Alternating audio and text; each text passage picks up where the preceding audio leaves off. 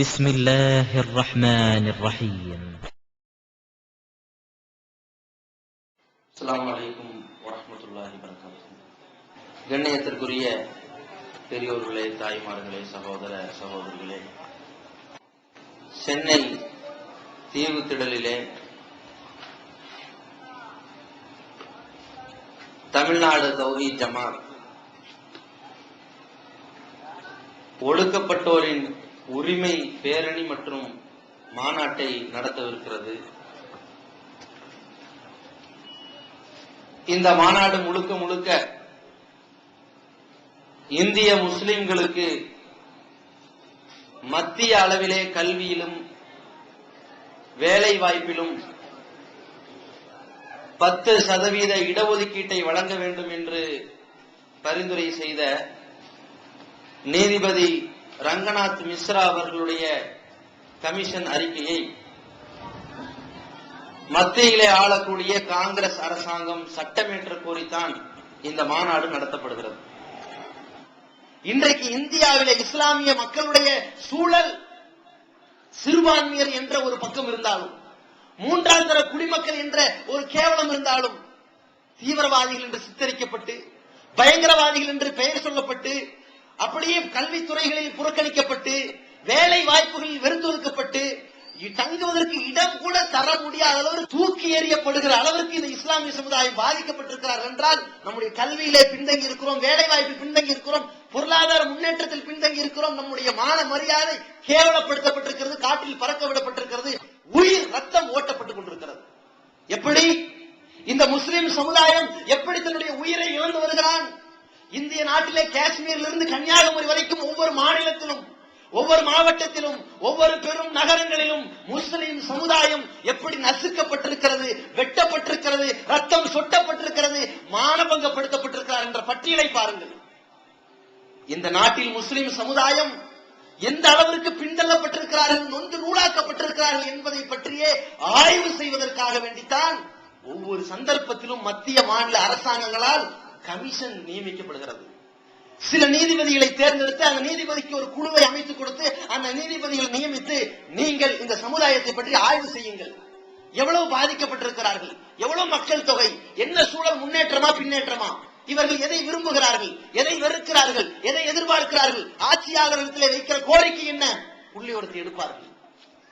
அந்த புள்ளி விவரத்தை எடுப்பதற்காக வேண்டி அமைக்கப்பட்ட எந்த கமிஷனாக இருந்தாலும் சரி, எப்பேற்பட்ட நீதிபதிகளாக இருந்தாலும் சரி, அவர்கள் கண்ணீர் வரிகளாகத்தான் கமிஷன் அறிக்கையை பரிபூர்ணப்படுத்தி இருக்கிறார்கள். ராஜேந்திர சச்சாராக இருக்கட்டும், இப்பொழுது கமிஷனை பதிவு செய்திருக்கின்ற நீதிபதி ரங்கநாத் மிஸ்ராவாக இருக்கட்டும், இரும்பெரும் நீதிபதிகள் பதிவு செய்த வாசகம் என்ன? இந்திய நாட்டிலே 1992ஆம் ஆண்டு பாபர் மசூதி இடிக்கப்பட்ட பிறகு சுமார் 3000 கலவரங்கள் வெடிக்கிறது. நான் உங்களுக்கு இப்ப சொல்லக்கூடியதெல்லாம் கலவரங்கள் மட்டும்தான்.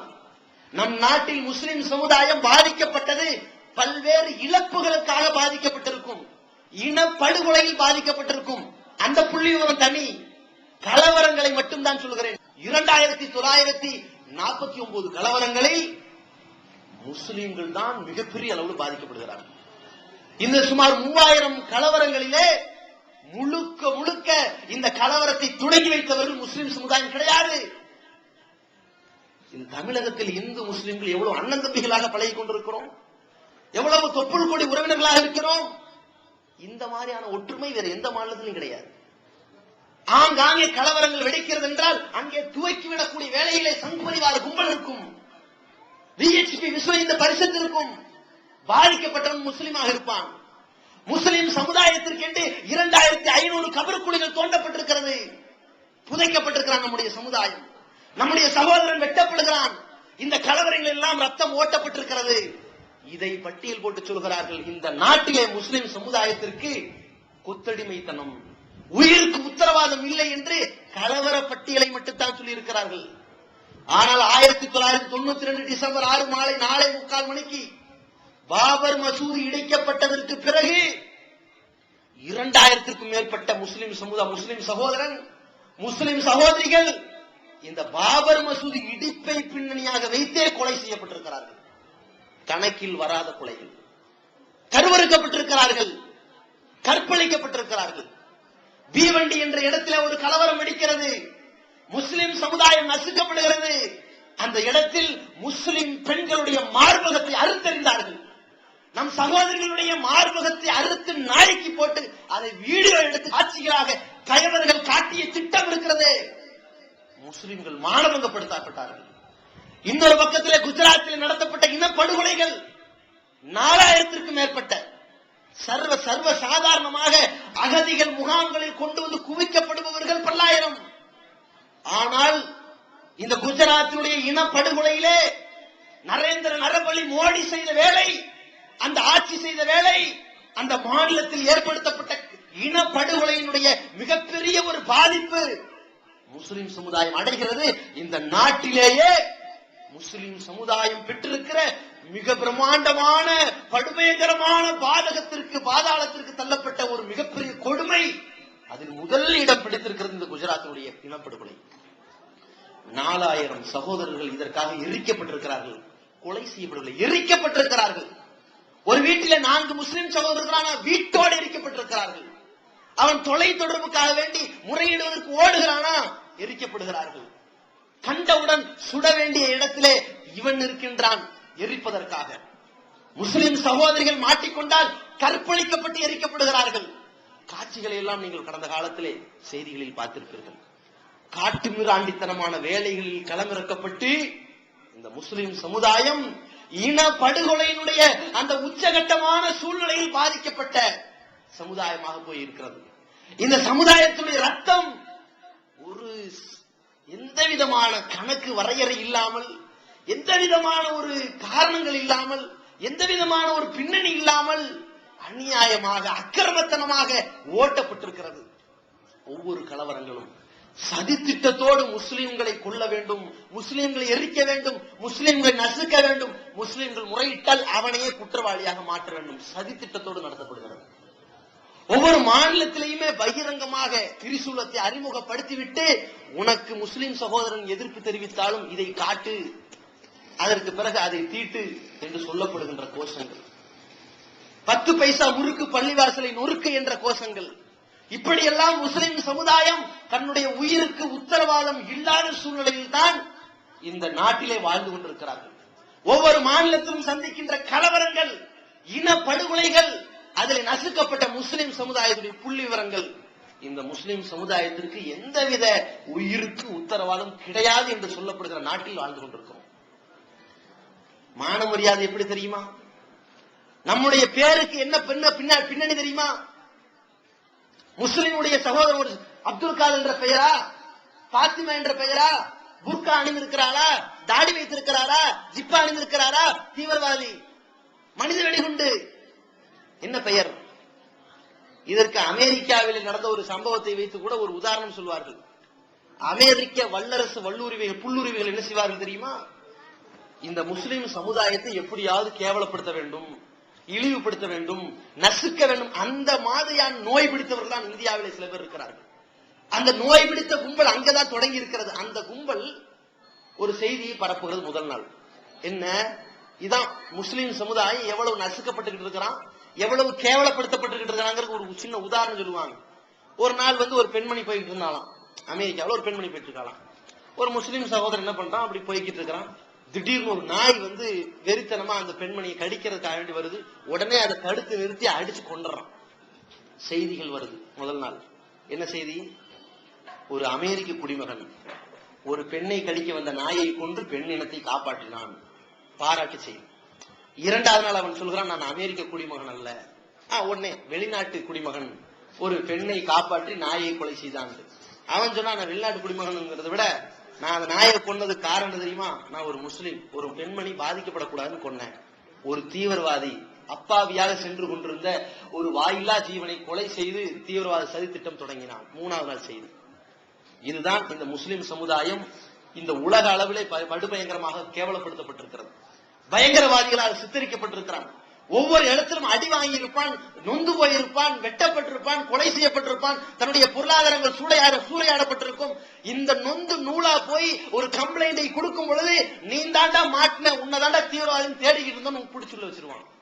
இந்த மாதிரி மான மரியாதை விஷயத்தில் நபிகள் நாயகம் ஸல்லல்லாஹு அலைஹி வஸல்லம் எது புனிதமானது, எது புனிதம் காக்கப்பட வேண்டியதுன்னு சொன்னார்களோ அந்த புனிதம் நசுக்கப்பட்டு கேவலப்படுத்தப்பட்ட ஒரு சூழ்நிலையை இந்தியாவிலே பார்க்கின்றோம். இன்னொரு பக்கம் இவனுடைய காசு பணங்கள், இவனுடைய பொருளாதாரங்கள், இவனுடைய உடைமைகள், இவனுடைய சொத்துக்கள் பாதுகாப்பு இருக்கிறதா? சர்வசாதாரணமாக பள்ளிவாசல் இடிக்கிறான், நொறுக்குகிறார்கள். பள்ளிவாசல் இடித்து விட்டு பாபர் மசூதி ஹமாரா ஹே மதுரா காசி பாக்கியின் பகிரங்கப்படுத்துகிறான். பாபர் மசூதி இப்ப கைப்பற்றி விட்டோம், தகர்த்து விட்டோம், நொறுக்கி விட்டோம். மதுராவிலே பல பள்ளிகள் இருக்கிறது, நொறுக்க போகிறோம். காசியிலே பல பள்ளிகள் இருக்கிறது, நொறுக்க போகிறோம். முஸ்லிம்களுடைய உடைமைகள் பறிக்கப்படும், வக்ஃப் சொத்துக்கள் சூறையாடப்படும். களமிறங்கி திட்டமிட்டு செய்கின்றான். ஒரு சின்ன சுவராக இருந்தாலும் காலி இடமாக இருந்தாலும் அங்கே ஆக்கிரமிப்பு செய்து நோவினைப்படுத்துகின்றான், கொடுமைப்படுத்துகின்றான். அங்கே முஸ்லிம் சமுதாயம் கொந்தளித்து இறங்கினால் அவனுக்கு தீவிரவாதி பட்டம் சுட்டி விடுகிறது அரசாங்கம். இந்த மாதிரி பொருளாதாரத்திற்கான உத்தரவாதம் இல்லாத, இவனுடைய மான மரியாதைக்கு உத்தரவாதம் இல்லாத, இவனுடைய உயிருக்கு உத்தரவாதம் இல்லாத இப்படிப்பட்ட அவலமான ஒரு நிலையிலே இந்தியாவிலே நாம் வாழ்ந்து கொண்டிருக்கிறோம் என்றால், நம்முடைய கல்வி வேலை வாய்ப்பினுடைய சூழல் நல்லா உயர்ந்திருந்துச்சுன்னு வைங்க, நாம இந்த இடங்களில் எல்லாம் நம்முடைய மான மரியாதை பறிக்கப்படும் பொழுது, உயிர் ஓட்டப்படும் பொழுது, நம்முடைய சொத்துக்கள் சூறையாடப்படும் பொழுது அதை தட்டி கேட்பதற்காக வேண்டி சமுதாயத்தில் ஒரு மிகப்பெரிய ஒரு படையாக நாம் களமிறங்க முடியாததற்கான மிகப்பெரிய பின்னணி அரசு துறைகளில் நாம வெற்றிடமாக இருப்பதுதான் பின்னணி. நம்ம கல்வியில பின்தங்கி இருக்கிறோம், அந்த மைனஸ் பாயிண்ட பயன்படுத்துறாங்க. நாம வேலை வாய்ப்பு இல்லாம இருக்கிறோம், அந்த மைனஸ் பாயிண்ட பயன்படுத்துறாங்க. உடனே அப்பாவி கிடைச்சிட்டாண்டான்னு உள்ள போட்டு போயிடுறாங்க. நம்ம நிலைமை என்ன? முஸ்லிம் சமுதாயத்தினுடைய கல்வி நிலைமை என்ன? இந்திய நாட்டு நீதிபதி ரங்கநாத் மிஸ்ரா அவர்கள் புள்ளி விவரத்தில் சொல்கிறார், முஸ்லிம் சமுதாயம் இந்தியாவில் இருக்கின்ற 22 கோடி முஸ்லிம்கள்ல 45% மேல் கையெழுத்து கூட போட தெரியாது. முஸ்லிம் சமுதாயத்துக்கு நிலைமை என்ன? 12 கோடி பேருக்கு கையெழுத்து போட தெரியாது. கை நாட்டு பேர்வழிகள், கையெழுத்து போட தெரியாத ஒரு படிப்பறிவற்ற சமுதாயமாக முஸ்லிம் சமுதாயம் இந்தியாவில் இருக்கின்றது. எந்த இஸ்லாத்திலே கல்வியை போதனை செய்திருக்கிறதோ ஒரு மார்க்கம், எந்த இஸ்லாம் கல்வியை ஊக்கப்படுத்தி இருக்கிறதோ, குல்ஹல் எஸ்தவி அல்லதீன யஅலமூன வல்லதீன லா யஅலமூன், கல்வி கற்றவரும் கல்லாதவரும் சமமாக முடியாது என்று இந்த மார்க்க போதனை சொல்லப்பட்டிருக்கிறதோ, எந்த இஸ்லாமிய மார்க்கத்தை ஏற்றவர்கள் மிக பெரும் விஞ்ஞானிகளாக திகழ்ந்தார்களோ, உலகளாவிய அளவிலே கணிதத்தினுடைய மேதாவியாக இருக்கின்ற அல்ஜீப்ரா அல் ஜபரியா என்ற விஞ்ஞானி திகழ்ந்தாரோ, எல்லா கல்விக்கும் முன்னணியாக, எல்லா வகையான கண்டுபிடிப்புகளுக்கும் முன்னணியாக இஸ்லாமிய சமுதாயம் திகழ்ந்து விளங்கியதோ, அனைத்திற்கும் தடைக்கல்லாக போடப்பட்டு நம்முடைய இந்தியாவிலே பார்த்தீர்கள் என்று சொன்னால் 22 கோடி முஸ்லிம்களில் கையெழுத்து கூட போட தெரியாத முஸ்லிம்கள் 10 கோடி பேர். மீதமுள்ள 12 கோடி என்ன தெரியுமா? 1ஆம் வகுப்பிலிருந்து 5ஆம் வகுப்பு வரை கல்விக்கூடங்கள். 12 கோடி பேர் 1ஆம் வகுப்பிலிருந்து 5ஆம் வகுப்பு கல்விக்கூடத்தை சந்திக்கிறார்கள். ஏன் சந்திக்கிறார்கள் தெரியுமா? நம்முடைய முஸ்லிம் சமுதாயத்திற்கு பசி, பட்டினி, வறுமை கோட்டுக்கீழ் வாழ்க்கை, தான் சம்பாதிக்கின்ற இந்த காசு பணம் என்பது தன்னுடைய வயிற்றை நிரப்புவதற்கு பத்தவில்லை. தன் கணவனுக்கு மனைவி, மனைவிக்கு கணவன் பத்துல இருக்கின்ற பிள்ளை குட்டிகளை பள்ளிக்கூடத்துக்கு அனுப்பினால் சத்துணவுங்கிற பேர்ல ஒரு வேளை சோறு கிடைக்கும்ல. அந்த குழந்தை ஒரு 4 வயசா இருந்தாலும், ஒரு 3 வயசா இருந்தாலும், ஒரு 2.5 வயசா இருந்தாலும் பால்வாடினாவது அனுப்பி வச்சிடலாமா இல்லையா? ஏதாவது ஒரு வேளை சோறு திங்காதா? ஏதாவது 5ஆம் கிளாஸ் வரைக்கும் மதிய வேலை உணவு கிடைக்காதா? நம்ம பெற்றெடுத்த பிள்ளைக்கு ஒரு வேளை சோத்துக்காவது வழி கிடைக்காதா என்ற காரணத்தினால் தானங்க 12 கோடி படிச்சான். இந்த பின்னணி கூட எப்ப தெரியுமா? இந்த 12 கோடி பேர்ல 5ஆம் வகுப்பு படித்தவர்கள் மட்டும் எவ்வளவு பேர் தெரியுமா? 8 கோடி பேர். இந்த 5ஆம் வகுப்பை தாண்டாம இந்த 8 கோடி பேர் அப்படி பின்வாங்கிறாங்க. ஏன் பின்வாங்குறாங்க? 5ஆம் கிளாஸ்னா 10 வயசு. 10 வயசுல வாப்பா அம்மா என்ன நினைப்பாங்க? பாடா நம்ம புள்ள 10 வயசு ஆயிட்டான், ஒரு டீ கடையிலயோ, ஒரு பெட்டி கடையிலயோ, ஒரு வெல்டிங் ஒர்க் ஷாப்லயோ, ஒரு பெயிண்டர் வேலையாவோ, ஒரு ஹெல்பர் வேலையாவோ, ஒரு காஜா பட்டத்தை ஏதாவது ஒரு எடுபடி வேலையை செஞ்சுட்டு போட்டோம், ஒருவேளை சோறு கிடைக்கும்ல, போதும். நீ படிச்ச படிப்பு 5ஆம் கிளாஸ் போகுண்டா, நீ 6, 7, 8 பட்டம் வேணாம். நீ பட்டம் வாங்குறதுக்கு சம்பாதிக்கிறதுக்கு நமக்கு பணம் இல்ல, சொத்து இல்ல, பேக்ரவுண்ட் இல்ல, உனக்கு உரிமை இல்ல, போதும் படிச்சது. இதுல இருந்து கிரேட் எஸ்கேப் ஆறதுக்கு ஒரு அழகான ஐடியா நானே உங்களுக்கு சொல்லி தரேன். அதாவது குருடனாவும் சப்பானியனாவும் மூக்கு பெரியனாவும் கால் உடைந்தனாவும் கை உடைந்தனாவும் கூணனு இது எல்லா குறையும் ஒரே ஆளுக்கு இருக்கும்ல, அவன் வரக்கூடாது அப்படின்னு சொல்லிட்டீங்கன்னா நல்ல ஐடியா. இதுல இருந்து தப்பிச்சிடலாம். நித்திய ஜீவனை அடையக்கூடிய வழி என்னன்னு கேட்டா காட்டி இதுதான் வழிங்கிறீங்க. இதுல நிறைய பொய் இருக்கான்னு கேட்டா ஆமா எங்களுக்கு தெரியுமே, மனித கரங்கள் விளையாடு இருக்கு ஆமா எங்களுக்கு தெரியுமே அப்படிங்கிறீங்க. அடுக்கடுக்கான கேள்வி கணைகளுக்கு அமைதி காத்த பாதிரியார்கள், படிக்க முடியாத பைபிள் வசனங்கள், கிறிஸ்தவர்களை திணற வைத்த விவாதம் ஒரு டிவிடியாக, விலை ரூபாய் 30 மட்டுமே, கொரியர் செலவு தனி. கிடைக்கும் இடம் TNTJ வீடியோ விஷன், எண் 30, அரண்மனைக்காரன் தெரு, மண்ணடி, சென்னை 1. செல் 9500168989. வெளிவந்து விட்டது தவறான வாதங்களும் தக்க பதில்களும். சகோதரர் PJ அவர்கள் உரையாற்றிய ரமலான் மாத தொடர் சொற்பொழிவு. மறைவான ஞானம் அல்லாஹ்வை தவிர வேறு யாருக்கும் உண்டா? சத்தியம் எது, அசத்தியம் எது? இறந்தவர்களால் செவியேற்க முடியுமா?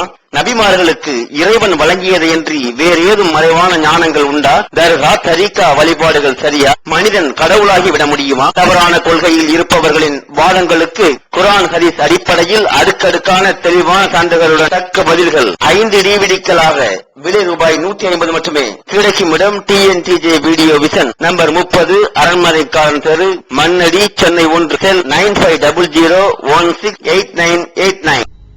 என்ன சாதிக்க போறோம்? போதும் என்று கல்வியிலே பின்தங்கிய சமுதாயம் 12 கோடி பேர்ல 8 கோடி பேர் அப்படியே பின்வாங்கி விடுகிறார்கள். 5ஆம் வகுப்போடு தன்னுடைய கல்வி நிலையை முடித்து விடுகிறார்கள். பாக்கி 4 கோடி பேர் கல்வியை சந்திக்கிறார்கள். 22 கோடி பேர்ல 18 கோடி ஒதுங்கிருச்சு. கல்வி இல்ல, 5 தாண்டல. 10ஆம் கிளாஸ் படிக்கிறவனே மதிக்க மாட்டேங்கிறான். 5ஆம் கிளாஸ் கணக்கா எழுத படி கூட தெரியாது.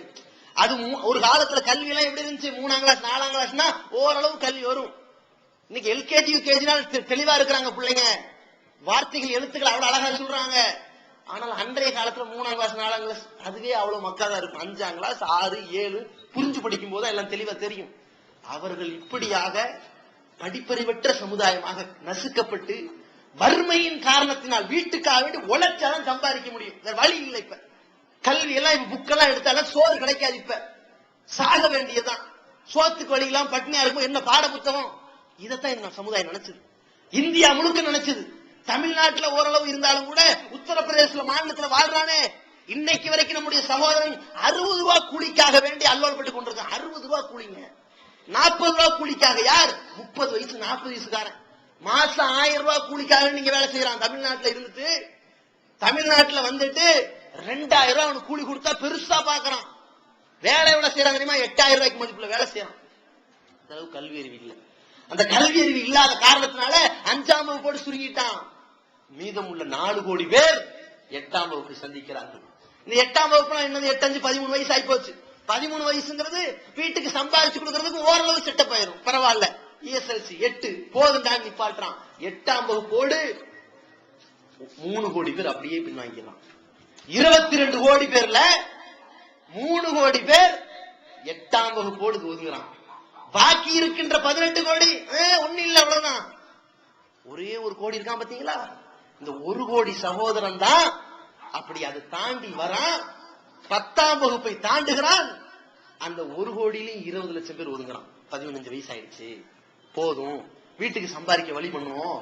ஒவ்வொரு ஊர்லயும் கடற்கரை பகுதியில் வாழக்கூடிய பகுதிகள், ஆங்காங்க இருக்கின்ற பகுதிகள், மும்பைக்கு அருகே இருக்கின்ற ஊர்கள், மாநிலங்கள், மாவட்டங்கள், அவன் நினைக்கிறான் இங்க போதுண்டா, உனக்கு 15 ஆச்சு, பாக்குறதுக்கு ஒரு 17, 18 மாதிரி தெரியற, மீசைய வர ஒரு 18 வயசுன்னு சொல்லுவோம். நமக்கு என்ன பெர்த் சர்டிபிகேட்டா இருக்க போகுது? அந்த அளவுக்கா பாதுகாத்து வைக்கிறோம்? ஒண்ணு இல்ல, எதையாவது கையில காலில் பிடிச்சு. நம்ம சமுதாயம் அப்படித்தானே இருந்தாங்க. அப்படி கெஞ்சி கூத்தாடி, யார்கிட்டயாவது கெஞ்சி, வட்டிக்கெல்லாம் கடன் வாங்கி, எது லானத்தாக அல்லாஹ்வுடைய சாபமாக அல்லாஹ்வுடைய நாசமா இருக்குதோ, குடும்ப சூழல் நிர்பந்தம் தாங்க முடியாம இதெல்லாம் வட்டி கடன் வாங்கி 50,000, 1 லட்சம், 2 லட்சம் செலவு பண்ணி இவனை 15 வயசுக்காரனா 18 வயசுக்காரனா மாத்தி அவனை வெளிநாட்டுக்கு அனுப்பி இங்க நொந்தவனை அங்க சாக வச்ச வேலையை செஞ்சுக்கிட்டு இருக்கிறாங்க. அதனாலேயே ஒரு 20 லட்சம் பேர் சுருங்கிட்டான். இப்ப இருக்கிறது யார்? 80 லட்சம் பேர். 22 கோடி முஸ்லிம் தொகையில 21 கோடி 20 லட்சம் பேருடைய நிலை இவ்வளவு லட்சணத்தில் இருக்குது. 80 லட்சம் பேர். இந்த 80 லட்சம் பேர் என்ன நிலைமை தெரியுமா? அதுல ஒரு 20 லட்சம் பேர் 12ஓட படிச்சு அப்படி பின்வாங்கலாம். ஏன்னா எப்படி ஒரு 5-10 லட்சம் பேர் யார் பெண்கள் இருப்பாங்க? பெண்கள் 12 தாண்டின சரித்திரம் இருக்குதா? ஆம்பளைக்கே வேலை வாய்ப்பு இல்ல, நீ என்ன சம்பாதிக்க போற? பேசாம கடை. ஏன்னா இருக்கிற ஆம்பளையே 10வது தாண்ட மாட்டான். ஏன்னா அவன் குடும்பத்தை காப்பாற்ற வேண்டி போறான். நீ 12வது படிச்சுட்டு எனக்கு 10வது மாப்பிள்ள வேலை இல்ல வேண்டாம்னு சொல்லிட்டு கிடப்ப. நிறுத்து, 12ஓட நிறுத்து. பாக்கி எவ்வளோ? 12ஐ தாண்டி கல்லூரியை சந்தித்தவர்கள் யார்? வெறும் 60 லட்சம் பேர். வெறும் 60 லட்சம். அட 22 கோடியில 10% 2 கோடி 20 லட்சம் கிடையாது. 5% 1 கோடிய 10 லட்சம் கிடையாது. 2.5%. 22 கோடி முஸ்லிம்கள்ல 21 கோடி 40 லட்சம் பேர் டிகிரி கிடையாது. இவனுக்கு பின்னாடி என்ன பேர்? அப்துல் காதரா? வெறும் அப்துல் காதர் தான்.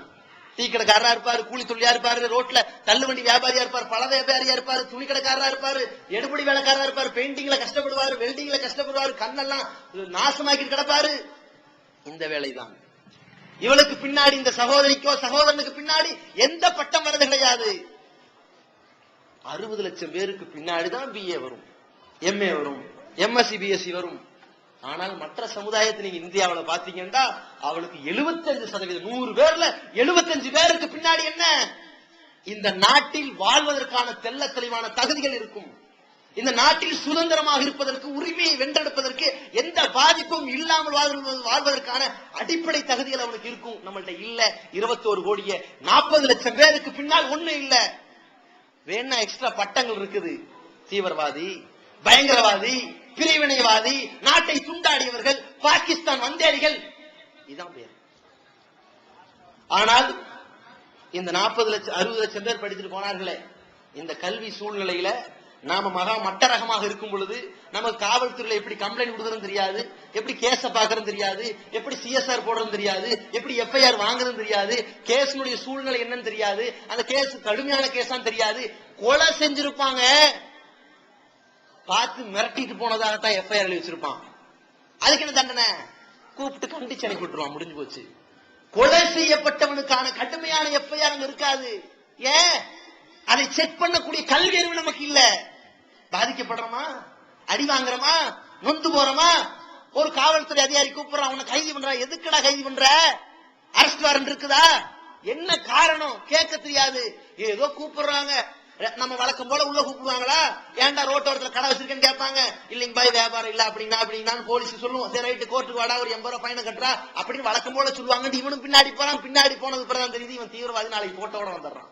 பொடாவில் கைது, தடாவில் கைதுன்னு வச்சிடறான். அவனுக்கு வைக்கிறான் 40 வருஷம் இழுத்துக்கிட்டு, 15 வருஷம் இழுத்துக்கிட்டு, 10 வருஷம் இழுத்துக்கிட்டு, கடைசியில கேட்டால் எந்தவித சாட்சியம் நிரூபணமாகவில்லை, விடுதலை, சைலண்டா முடிச்சிடறான்.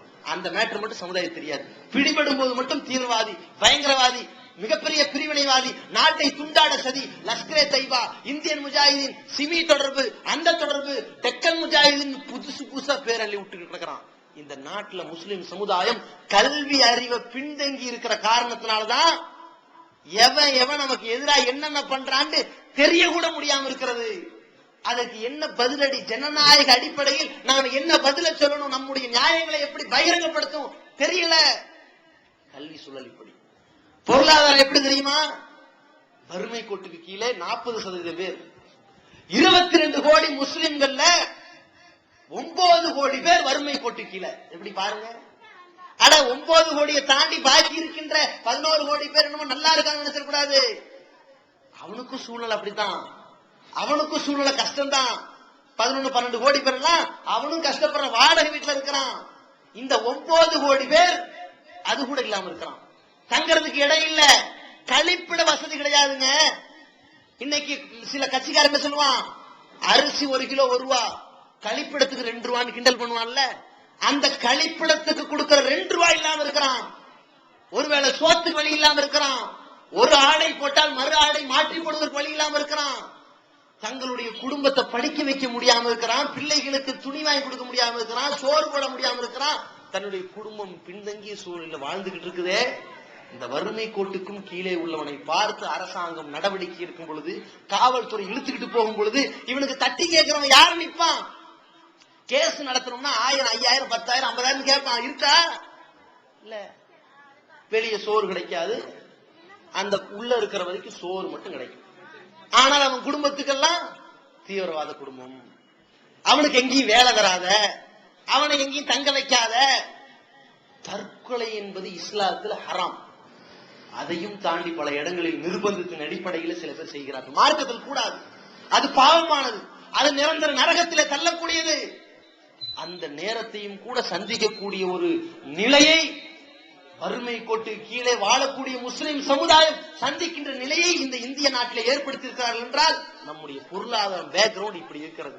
ஒரு முஸ்லிமுடைய காசு பணம் பாதுகாக்கப்பட வேண்டும். நாங்க காசு பணமே இல்லை, எப்படி பாதுகாக்கப்படுறது? நம்ம சூழல் இப்படி இருக்கிறது. மான மரியாதையில ஓட்ட கேவலப்படுத்தப்பட்டிருக்கிறோம், கல்வியில பின்தங்கி இருக்கின்றோம். நம்ம வேலை வாய்ப்பு எந்த லட்சணத்தில் இருக்குது? பெரிய பெரிய மேனேஜரா, பேங்க் மேனேஜரா, பெரிய பெரிய ஆபீஸருடைய டிஎம்ஆ ஜிஎம்ஆ இல்ல, பெரிய பெரிய ஆடிட்டரா, அக்கௌண்டரா இல்ல. என்ன வேலை? ரோட்ல வண்டி ஓட்டுற வேலை, தள்ளு வண்டி வியாபாரம், பழ வியாபாரம், துணி வியாபாரம், செருப்பு வியாபாரம், காய்கறி வியாபாரம், மார்க்கெட் வியாபாரம், தோல் பதனிடக்கூடிய அந்த ஆடு மாடு தோள்களை, இருமல் தோள்களை எல்லாம் வாங்கி 18 அதை லெதர் செய்யக்கூடிய அந்த வேலைகளுக்காக வேண்டி அந்த உப்பு தோல்ல நம்முடைய வாழ்க்கையை கழிச்சு ஆம்பளை இருக்கிறான், அவன்கிட்ட ஆண்மை இல்லாத சூழ்நிலையில எல்லாத்தையும் இழந்து நிக்கிறானே உப்பு தோல்ல இறங்கி. அப்படிப்பட்ட சுகாதாரமற்ற நிலையில் தன்னுடைய வாழ்க்கையை நாசமாக்குற வியாபாரம், இதெல்லாம் உள்நாட்டில் நம்ம சந்திச்சுக்கிட்டு இருக்கிறோம். முஸ்லிம் பெண்கள், நம்முடைய தாய்மார்கள், நம்ம குடும்பம் இப்பேற்பட்ட ஒரு சூழ்நிலைக்கு தள்ளப்பட்டிருக்கிறதே என்ற வறுமை கோட்டுக்கு கீழே இருக்கின்ற நிலையை காரணத்தில அவர்களுடைய இந்த வறுமையினால சூழ்நிலையில நல்ல நிலைக்கு தன்னுடைய குடும்பத்தை மாற்ற வேண்டும், ஒரு வேளை சோத்துக்காவது வழி தேட வேண்டும் என்பதற்காக வேண்டி சுத்துகின்ற பீடிகள். வீட்டோரத்திலே இஸ்லாத்திலே ஹராமாக்கப்பட்டிருக்கிற பாவம் என்று பகிரங்கப்படுத்தப்பட்டிருக்கிற ஒரு செயல், வறுமையின் காரணத்தினால் பீடி சுத்தக்கூடிய பிழப்பு. அந்த பீடி சுத்துவதன் மூலமாக தன்னுடைய பிள்ளைக்கு தனக்கெல்லாம் காச நோயாளிகளாக மாறி இதன் மூலமாக ஏராளமான நோய்களுக்கு உட்பட்டவர்களாக நாசமடைந்து கொண்டிருக்கிறார்கள் முஸ்லிம் சமுதாய பெண்கள். இப்பேற்பட்ட சூழ்நிலை இன்னொரு சாரார் நம்ம சமுதாயத்துல ஆரி வேலைங்கிற பேர்ல, அலங்கார வேலைங்கிற பேர்ல, புடவைகளுக்கு ஜமுக்கி வைக்கிறங்கிற பேர்ல ஆங்காங்க வேலை செய்யறான். தன்னுடைய முதுகெலும்பு எல்லாம் இழந்து ஒரே மாதிரி உட்கார்ந்து மூல நோய்க்கு பாதிக்கப்பட்டு சொற்ப காசுக்காக வேண்டி உயிரை இழக்கக்கூடிய சூழ்நிலைக்கு பெண்கள் நாசமாகி கொண்டிருக்கிறார்கள். இன்னொரு பக்கத்துல பீடி சுத்தி நாசமாகி கொண்டிருக்கிறார்கள். ஆண்கள் அற்பமான வியாபாரத்தில் இருந்து துவண்டு நாசமாகி கொண்டிருக்கிறார்கள்.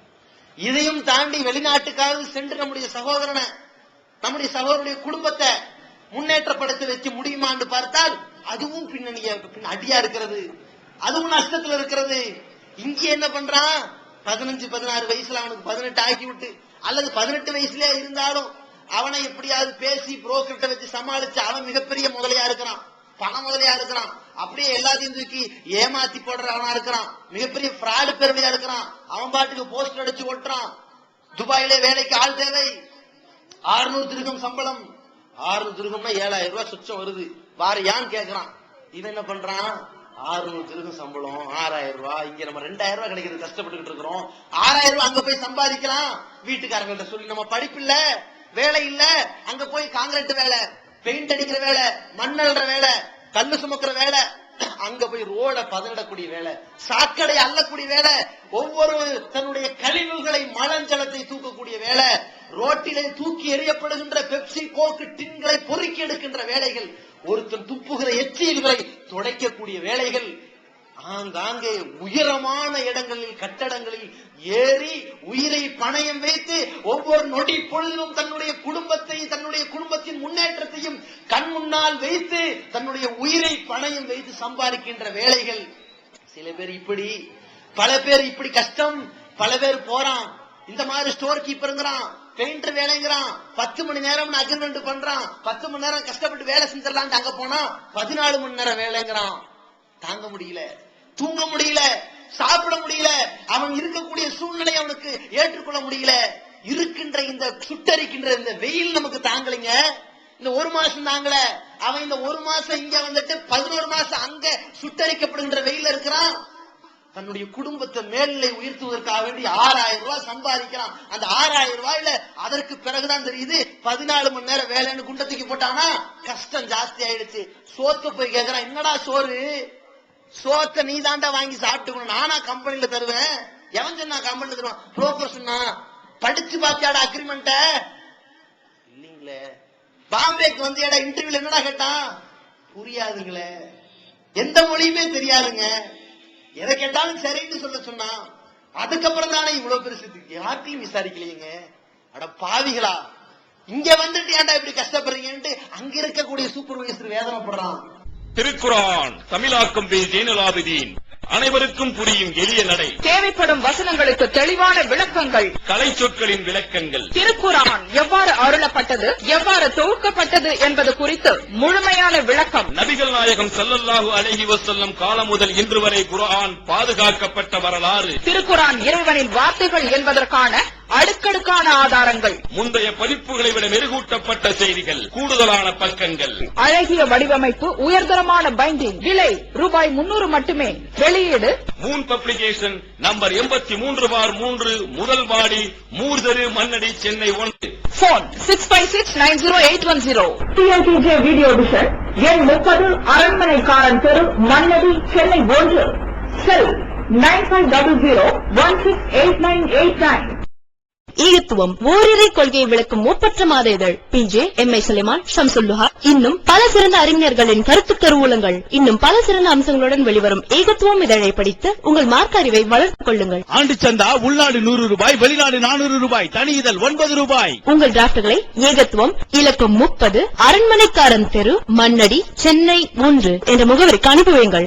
மகளிருக்கு வழிகாட்டும் மாத இதழ் தீன்குல பெண்மணி. தமிழ்நாடு தவ்ஹீத் ஜமாத்தின் மேற்பார்வையில் முஸ்லிம் பெண்களுக்கான இல்லற கடமைகள், மருத்துவ பகுதி, சிறுவர் பகுதி, திருமண தகவல் பகுதி, ஹதீஸ் திறனாய்வு போட்டி மற்றும் பல சுவையான அம்சங்களுடன் வெளிவரும் முஸ்லிம் பெண்களுக்கான முழுமையான மாத இதழ் தீன்குல பெண்மணி. ஆண்டு சந்தா உள்நாடு ₹100, வெளிநாடு ₹400, தனி இதழ் ₹9. உங்கள் MODDகளை எடுத்து அனுப்ப வேண்டிய முகவரி தீன்குல பெண்மணி, நம்பர் 30, அரண்மனைக்காரன் தெரு, மண்ணடி, சென்னை 1. அவன் வந்து வார்த்தையை பேசுறான், அவன் திட்டுறான். என்ன மாற்று வழி, என்ன பண்றது? இருந்தா ஆகணும். 3 வருஷம் இரு, நொந்து நூலா போ. இங்க சோத்துக்கு வழினா ஒரு டீக்காது ₹3. அங்க டீ கணக்கு இந்த நாட்டுக்கு ₹15 போயிருது, ₹20 போயிருது. ஒரு டீயை வாங்கி குடிக்கிறான் நம்ம சகோதரன். சாதாரண கடையில ₹20 நம்ம நாட்டு கணக்குல. மற்ற இடங்கள்ல பார்த்தா ₹500 ஒரு டீ. சாப்பிடுவானா? அவனுக்கு அந்த டீயை குடிக்கிறதுக்கு முன்னாடி தன்னுடைய தாயுடைய வேர்வை துளையும், தன்னுடைய தந்தையினுடைய உழைப்பும், இவன் வட்டிக்காக வேண்டி கடன் வாங்கினதுக்காக வேண்டி திருப்பி அடைக்க முடியாவிட்டால் தன்னுடைய குடும்பத்தை பார்த்து சமுதாயமும் அந்த வட்டிக்கு கடன் கொடுத்தவர்கள் பேசக்கூடிய பேச்சுக்களுடைய வார்த்தைகள் நினைவுக்கு வரும். தூக்கி எரிஞ்சிட்டு போய் காசு அனுப்புறான். அந்த காசுல அவனுக்கு சேமிச்சு வச்சு சாப்பிட்டு கொடுத்த ஒரு ரொட்டி துண்டு, ஒவ்வொரு ரொட்டியை திங்கிறான். 3 வேளைக்கு 3 ரொட்டியை ஆக்கிக்கிட்டு போறான். மூலம் நோய்க்கு பாதிக்கப்படுறான். இந்த நாட்டிலிருந்து நம்ம போறோமே, அங்கும் கேவலப்படுத்தப்பட்டுக்கிட்டு இருக்கிறோம். பல பேர் திடீரென்று சரிவு, பொருளாதார வீழ்ச்சி. எத்தனை ஆயிரம் பேர் திடீரென்று ரிட்டர்ன் ஆனாங்க. குறைஞ்சபட்சம் 15,000 முஸ்லிம்கள் ரிட்டர்ன் ஆகிறான். எல்லாம் கூலி தொழிலாளி. அங்க கிடையாது போடாண்டு. நம்ம ஆளுக்கு அந்த அளவுக்கு புத்தி இருக்குதா? நம்ம ஆளுக்கு வந்து உள்ளூர்ல இருந்தாலும் ஒரு பெட்டி கடை வச்சான்னு அதை ஓரளவு டெவலப் பண்ணி கொஞ்சம் மளிகை கடையை மாக்கி டிபார்ட்மெண்ட் ஸ்டோர் ஆக்குற அளவுக்கு சில பேருக்கு புத்தி இருக்கும். நம்ம ஆள் தான் பண்றா தெரியுமா? வெளிநாட்டுக்கு போறான், 15 வருஷம் உழைக்கிறான், 20 வருஷம் உழைக்கிறான். மனைவி செய்ய வேண்டிய கடமையை நிறைவேற்ற முடியல. பிள்ளைகள் எப்படி பிறக்குது, எப்படி வளருது, எப்படி பாக்குறோம், எப்படி மழலை செல்வம், எப்படி கொஞ்சம் ஒண்ணும் இல்ல. எல்லாம் தொலை தொடர்பு போனோட முடிஞ்சிருச்சு. போன் அடிச்சாலும் காசு, அதையும் வாரத்துக்கு ஒரு நாள் கட் பண்றான். அந்த அளவுக்கு அங்க போயிட்டு 20 வருஷம் 25 வருஷம் கழிச்சு வரான். 25 வருஷம் கழிச்சு வந்ததுக்கு பிறகு தன்னுடைய குடும்பத்துடைய பார்வையெல்லாம் விகாரமாக. அதுக்கப்புறம் ஒரு 3 மாசம் இருந்த உடனே அவன் சம்பாரிச்சது எல்லாம் செலவு பண்ணிட்டு மீண்டும் என்னடா இங்க தொழில் பண்றதுக்கு ஒரு ஐடியா தெரிய மாட்டேங்குதே, சம்பாதிக்கிறது ஒரு புத்தி தெரிய மாட்டேங்குதே, நம்ம காலங்காலமா சம்பாதிக்கிறதுக்கு ஒரு திட்டம் வகுக்கலையே, அங்கெல்லாம் இருந்துட்டோம், இப்ப என்னடா செய்யறதுன்னு தெரியாம இங்க பல லட்சம் கடன் வாங்கி மீண்டும் பழைய நிலைமைக்கு நம்ம போனாதான் இந்த கடன் அடைக்க முடியும் ஓடுறான். 40 வயசுல 50 வயசுல ரோட்ல குப்பை அள்ளுறான். நம்முடைய சகோதரர்கள் இந்த அளவிற்கு முதியவர்களாக இருந்தும் வேதனை செய்யப்பட்டு வருகிறார்கள், நோவினைக்கு ஆட்படுத்தப்படுகிறார்கள். ஏன்? நம்முடைய நாட்டில் வாழக்கூடிய முஸ்லிம் சமுதாயத்துடைய குடும்பத்தின் சூழல் இவ்வளவு வறுமையில தாண்டவம் ஆடிக்கிட்டு இருக்கு. அப்ப பொருளாதாரத்துல பின்னாடி அடி வாங்கி இருக்கிறோம், உயிர் ஓட்டப்பட்டிருக்கிறது, கலவரங்கள்ல பாதிக்கப்பட்டிருக்கிறோம், ஆங்காங்க இனப்படுகொலையில சதி திட்டங்கள் தீட்டப்பட்டு நசுக்கப்பட்டிருக்கிறோம், நம்முடைய கல்வியில ரொம்ப பின்தங்கி இருக்கின்றோம். இதற்கெல்லாம் ஒரு தீர்வு என்ன? இதற்கெல்லாம் என்ன பின்னணி? இதற்கு மாற்று ஏற்பாடுதான் என்ன? இதற்கு இப்படியே தொடர்ச்சியாக அடி வாங்கிட்டே போகணுமா? நாம இவ்வளவு கஷ்டப்பட்டு இருக்கிறோம், நம்முடைய பிள்ளைகள் கஷ்டப்பட்டே இருக்கணுமா? அவன் 15,000 20,000 50,000 கொந்தளிச்சு அப்படி போய்கிட்டு இருக்கிறான். நம்ம சமுதாயம் எல்லா நிலையிலும் இதே கூலி தொழிலாளி தானா? எல்லா நிலையிலும் இதே அற்பமான வேலை தானா? எல்லா நிலையிலும் வளைகுடால போய் அடிமைத்தனமான வாழ்க்கை தானா? நமக்கு ஏற்பட்ட இந்த கொடுமைகள், நமக்கு ஏற்பட்ட இந்த வறுமை தாண்டவங்கள், நம்முடைய குடும்பத்தில் நம்முடைய சகோதரர்களுக்கு உறவினர்களுக்கெல்லாம் ஏற்பட்ட இந்த இன்னல்கள், இந்த பொருளாதார சூறையாடல், உயிருக்கு உத்தரவில்லாத அடிமைத்தனமான வாழ்க்கை நம்முடைய பிள்ளைகளுக்கு, எதிர்கால சந்ததிகளுக்கு ஒரு காலத்திலும் வரக்கூடாது. அதற்கான அடிப்படை அஸ்திவாரத்தை தோற்று வைக்கணும். அந்த அஸ்திவாரம் தான் இந்த நாட்டில் இருக்கிற எல்லா முஸ்லிம்களை புள்ளி உரம் எடுத்து அவர்களை கணக்கிட்டு அவருடைய நிலையெல்லாம் பார்த்து இந்த முஸ்லிம்கள் தங்களுடைய உயிரை காப்பாற்றிக் கொள்வதற்காக, தன்னுடைய மான மரியாதையை காப்பாற்றிக் கொள்வதற்காக, தன்னுடைய ரத்தத்தை காப்பாற்றிக் கொள்வதற்காக, தன்னுடைய கல்வியிலே மேம்படுவதற்காக, வறுமை நிலையிலிருந்து தன்னை மாற்றிக் கொள்வதற்காக மிகச்சிறந்த வழி என்னவென்றால், மத்திய அரசாங்கத்தினுடைய அனைத்து துறைகளிலும் முஸ்லிம்களுக்கு என்று ஒரு 10% கொடுங்க. முஸ்லிம்கள் 100 ராணுவ அதிகாரி இருந்தால் முஸ்லிம்கள் 10 ராணுவ அதிகாரி இருக்கட்டும். அப்படி இருக்க தூண்டினால்தான் 100 புகைவண்டி ரயில்வே துறையில் இருந்தால் அந்த 100 ரயில்வே துறை வேலை வாய்ப்புல முஸ்லிம் சகோதரனை சேர்த்துங்க, முஸ்லிம் சமுதாயத்தை சேர்த்துங்க, மத்திய உளவுப்படையில முஸ்லிமை சேர்த்துங்க, மத்திய ராணுவ படையில சேர்த்துங்க, கப்பல் துறையில சேர்த்துங்க, மத்திய அரசாங்கத்துடைய தபால் துறையில சேர்த்துங்க, தொலைத்தொடர்பு துறையில சேர்த்துங்க. மத்திய அரசாங்கத்தினுடைய அனைத்து துறைகளிலும் முஸ்லிம்கள்ல 100 பேருக்கு முஸ்லிம்கள்ல 10 பேர் கொடுங்க. அவனை உள்ள வர விடுங்க.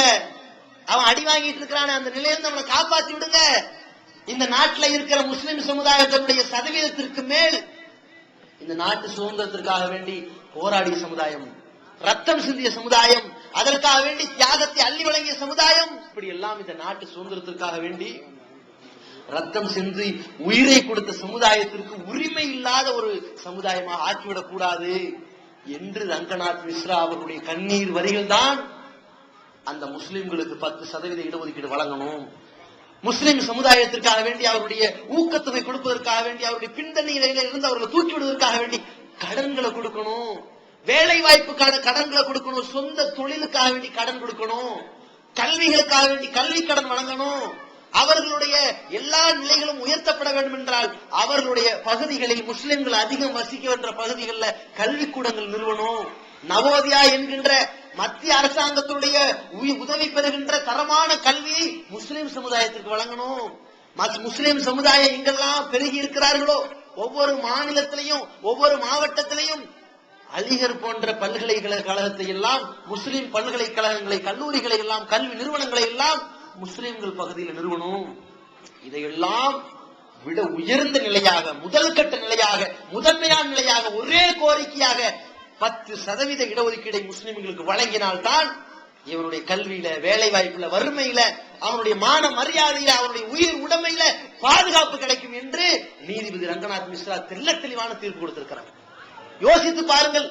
இந்த ஒன்றுதான் பாதுகாப்பு வழி, வேற ஒண்ணுமே கிடையாது.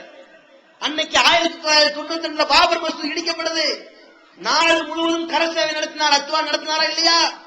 நாடு முழுவதும் விஸ்வ இந்து பரிஷத்தையும் சங் பரிவாரையும் அழைத்து திரட்டினாரே. மத்திய அரசாங்கம் தூங்கி இருந்துச்சு, மத்திய உளவுத்துறை தூங்கி இருந்துச்சு. அந்த உளவுத்துறை ஏன் இதை புள்ளி விவரம் எடுத்து ஒரு நாட்டை துண்டாடக்கூடிய சதி செய்ய போகிறார்கள் என்று கணக்கு கொடுத்து அந்த கரசேவைக்கு தடை போடவில்லை. அந்த மத்திய உளவுத்துறையில் முஸ்லிம்கள் இல்லை. பாபர் மசூதி காலையில் இருந்து மாலை வரைக்கும் இடித்து தகர்க்கப்படுகிறது. ராணுவ அதிகாரிகள் கைகட்டி வேடிக்கை பார்க்கிறார்கள் அல்லவா? அந்த கைகட்டி வேடிக்கை பார்த்துக் கொண்டிருக்கிற சூழ்நிலையில் முஸ்லிம் சகோதரன் உரிமைக்காக வேண்டி உள்ளே வரும் பொழுது அவனுடைய குரவழி நசுக்கப்பட்டு அவன் உயிர் ஓட்டப்பட்டதல்லவா? ஏன் இந்த நிலைமை? அங்கே நின்ற பல்லாயிரக்கணக்கான ராணுவ வீரர்களில் முஸ்லிம் இருந்திருந்தால் அந்த நிலைமை வந்திருக்குமா? நமக்கு ஏற்படுகின்ற இந்த சதி திட்டங்களுக்கு பதிலடி கொடுக்காமல் இருந்திருப்போமா? நம்முடைய உரிமைகள் நசுக்கப்படும் பொழுது தட்டி கேட்காமல் இருந்திருப்போமா? அன்றைக்கு இந்த கரசேவையை காரணம் காட்டி அந்த பள்ளிவாசலை இடிக்க சொன்னதும் அதற்கு முதன்மையாக நின்றதும் அத்வானிதான் என்று அஞ்சு குப்தா என்ற காவல்துறை அதிகாரி இன்னைக்கு சொன்னாரே. இன்னைக்கு சொன்ன தீர்வை அன்னைக்கே ராணுவ அதிகாரத்தில் முஸ்லிம்கள் இருந்தால் சொல்லியிருப்பார்களா இல்லையா? அன்றைக்கு காவல்துறையில் இருந்திருந்தால் சொல்லி இருப்பார்களா இல்லையா? ஒவ்வொரு முஸ்லீமும் கைவெட்டப்பட்டு கால் வெட்டப்பட்டு உடல் சிதைக்கப்பட்டு காவல்துறை அப்படியே கம்ப்ளைண்ட் எழுதுவதற்காக வேண்டி போய் நிற்கும்போது மெடிக்கல் கம்ப்ளைண்டோட வாடான்னு வரும் பொழுது மெடிக்கல் துறையில அந்த மருத்துவத்துறையில முஸ்லீம் சகோதரன் இல்ல, மற்ற சமுதாய சகோதரன் தன் சமுதாயத்துக்கு எதிராக வேலை செய்யக்கூடாதுன்னு தலைவலிதான். சின்ன கையில அடிபட்டு இருக்குது, எது வெட்டப்பட்ட கைக்கு எழுதலாம், அடிபட்டு இருக்குது, சரியா போயிரும், சின்ன காயம் தான். கேச வலு இல்லாம ஆக்குறதுக்கு, கேச கேவலப்படுத்துறதுக்கு, கேச மைனஸ்ல கொண்டு வந்து விடுறதுக்கு, சும்மா சப்பையாக்குறதுக்காக வேண்டி இந்த வேலையை செய்தானே. ஏன் அந்த மருத்துவத்துறையில முஸ்லிம்கள் இல்ல? இப்படி எல்லாம் நாட்டுல 3000 கலவரங்கள் வந்துச்சு. 3000 கலவரங்கள் முஸ்லீம் பாதிக்கப்பட்டாண்டு அரசாங்கம் சொல்லுச்சு, இந்த கமிஷன் அறிக்கை சொல்லுச்சு. இதற்காக வேண்டி பாதிக்கப்பட்ட முஸ்லிம்களுக்கு என்னடா செஞ்சீங்க என்று மத்திய அரசாங்கத்துல கேள்வி கேட்க எவனா இருக்கானா? முஸ்லிம்கள் இல்ல, கேள்வி கேட்க ஆதி இல்ல. அந்தந்த துறைகளில் முஸ்லிம்களை வெற்றிடம், கேள்வி கேட்க வழி இல்ல. அப்ப இந்த இடத்துல எங்க பார்த்தாலும் சரி. சமீபத்தில் மும்பையில மும்பை ராணுவம், அதாவது மும்பையில ஒரு வெடிகுண்டு தாக்குதல் நடத்தி அந்த வெடிகுண்டு தாக்குதலுக்கு அஜ்மல் கசாப் காரணம் ஒரு சதித்திட்ட வச்சாங்களே, அதற்கு முன்னால் மாலேகான் என்ற குண்டுவெடிப்புக்கு பின்னணியாக இருந்தது முழுக்க முழுக்க சங் பரிவார் கும்பல் தான் என்ற மிகப்பெரிய தெளிவான ஆதாரத்தை ஹேமந்த் கார்கரே சொன்னதை பார்த்து இந்த ஹேமந்த் கார்கரேயை திட்டமிட்டு கொலை செய்ய வேண்டும் என்பதற்காக நடத்தப்பட்ட கபட நாடகம் தான் இந்த மும்பை தாக்குதல். அந்த மும்பை தாக்குதலை வைத்து ஹேமந்த் கார்கரே கொலை செய்கிறார்கள். முஸ்லிம் சமுதாயத்திற்கு ஆதரவாக இந்த சாட்சியத்தை கலைத்து நாசமாக்குகிறார்கள். அந்த சந்தர்ப்பத்திலே அந்த மும்பைக்கு வந்த கடல் படையினரில் இந்த பாகிஸ்தான் வந்தார்கள் என்று சொன்னானே, இந்த நேரத்தில் முஸ்லிம் சகோதரன் இருந்திருந்தால் இந்த சதி திட்டத்தை திட்டமிட்டு ஹேமந்த் கார்கரே அழிக்கப்பட போகிறார் என்பதை அறிந்து இந்த கடல் படையிலேயே பிடித்திருப்பான். படம் ஓட்டி வரும் பொழுதே பிடித்திருப்பான். ஏன் பிடிக்கல? அந்த கப்பல் துறையில முஸ்லிம் இல்ல. ஆங்காங்கே இருக்கின்ற துறைகளில் முஸ்லிம்களுடைய வெற்றிடம். கோத்ரா ரயில் இருப்பை காரணம் காட்டி குஜராத்திலே அரக்க வேலை செய்தார்களே, காட்டு மிராண்டி வேலைகளை கட்டவிழ்த்து விட்டார்களே. இந்த கோத்ரா ரயில் இருப்பு துறைக்கு அந்த ரயில் வெறுப்பு பிரச்சனையிலே முழுக்க முழுக்க அது சங் பரிவார்களுடைய மிகப்பெரிய சதி திட்டம் இன்னைக்கு உடைச்சு சொல்றான். அன்னைக்கே ஏன் உடைச்சு சொல்ல முடியல? கோத்ரா ரயில் இருப்பதற்கு மிகப்பெரிய பின்னணியாக இருந்தது அந்த சங் பரிவார் கும்பல் தான். சங் பரிவார் கும்பலுடைய சதி திட்டம் தான். அவர்களே திட்டமிட்டு கரசேவர்களை எரித்துவிட்டு முஸ்லிம்கள் மீது அவப்பழியை சுமத்திவிட்டு இந்த கட்டவிழ்க்கப்பட்ட இனப்படுகொலை தான் என்று அன்றைக்கு ரயில்வே துறையில் நாம் இருந்திருந்தால், ரயில்வே டிபார்ட்மெண்டில் முஸ்லிம் சகோதரர் இருந்திருந்தால் சொல்லி இருப்பானா இல்லையா?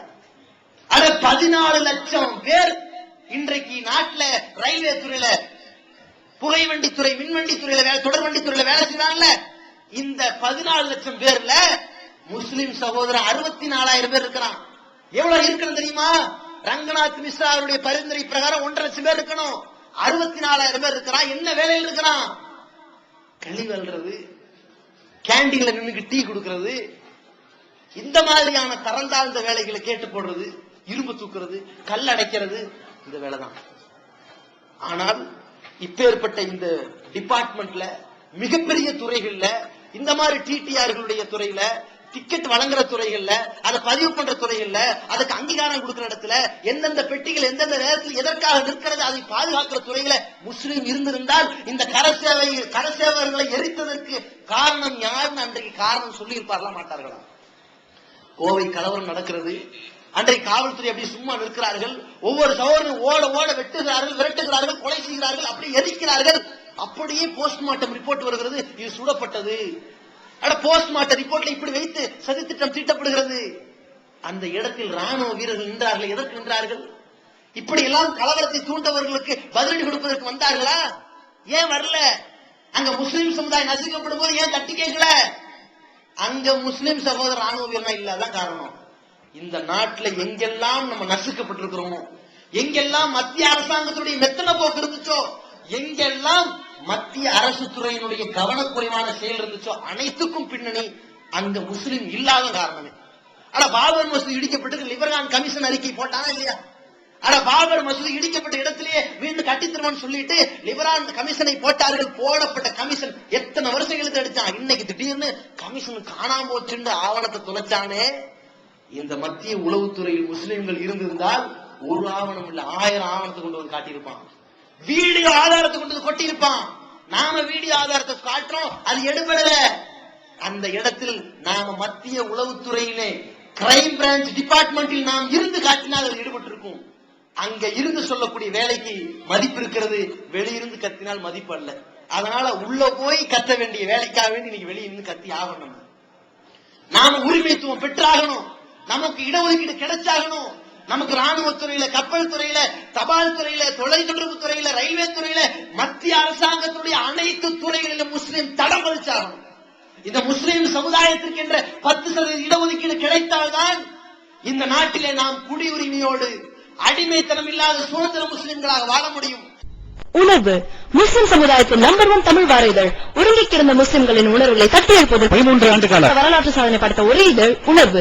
செய்திகளின் நடுநிலைமை, விமர்சனங்களின் நேர்மை, சமுதாய செய்திகளுக்கு முன்னுரிமை, இஸ்லாத்தின் எதிரிகளை அடையாளம் காட்டுதல், அரசியல், ஆன்மீகம் பற்றிய கேள்விகளுக்கு ஆணித்தரமான பதில்கள், ஆய்வு கட்டுரைகள், பல சுவையான அம்சங்களுடன் வெளிவரும் உணர்வின் வாசக சமுத்திரத்தில் நீங்களும் சங்கமமாகுங்கள். ஆண்டு சந்தா உள்நாடு ரூபாய் 400, வெளிநாடு ரூபாய் 2300, தனி இதழ் ரூபாய் 8. உங்கள் டிராஃப்ட்களை Muslim media trust number 7 Vadamaraikka street, 2nd floor, Mannadi, Chennai 1 என்ற முகவரிக்கு அனுப்பி வையுங்கள். TNTJ வீடியோ விஷனின் புதிய வெளியீடு. PJ, லூஹா, MS, அல்தாஃபி, நாசர், ரஹ்மத்துல்லா ஆகியோர் உரையாற்றிய தொழுகையின் முக்கியத்துவங்கள், சட்டங்கள், செய்முறைகள் அடங்கிய ஒரு டிவிடியின் விலை 30 ரூபாய் மட்டுமே. அம்மாபட்டினம், அதிராம்பட்டினம், ராஜகிரி ஆகிய இடங்களில் நடைபெற்ற வரதட்சணை ஒழிப்பு மாநாடு. ஒரு டிவிடியின் விலை 30 ரூபாய் மட்டுமே. புகை, மது, சூது, விபச்சாரம், வட்டி, வரதட்சணை தீமைகளுக்கு எதிராக ஆற்றிய உரை 6-in-1 டிவிடியில் ஒரு டிவிடியின் விலை 30 ரூபாய் மட்டுமே. கிடைக்கும் இடம் TNTJ வீடியோ விஷன், எண் 30, அரண்மனைக்காரன் தெரு, மண்ணடி, சென்னை 1. செல் 9500168989. பெருமானார் ஸல்லல்லாஹு அலைஹி வஸல்லம் அவர்கள் எந்த சமுதாயத்தை பார்த்து உன்னுடைய மானம் புனிதமானது என்று சொன்னார்களோ அது பேணி பாதுகாக்க முடியும். உன்னுடைய ரத்தம் பாதுகாக்கப்பட வேண்டும் என்று சொன்னார்களோ அது நீடிக்க செய்ய முடியும். உன்னுடைய உயிர் உடைமையை பாதுகாக்க வேண்டும் என்று சொன்னார்களோ அதை நீடிக்க செய்ய முடியும். அதற்கான மிகப்பெரிய வேலைதான் இந்த காங்கிரஸ் அரசாங்கம் நமக்கு செய்ய வேண்டிய ஒரே வேலை, ஒரே கோரிக்கை இதுதான். என்ன கோரிக்கை? முஸ்லிம்களுக்கு இந்திய அளவுல 10% இடஒதுக்கீடு கொடு. இதுதான் எங்களுடைய கோரிக்கை, வேற ஒண்ணுமே கிடையாது.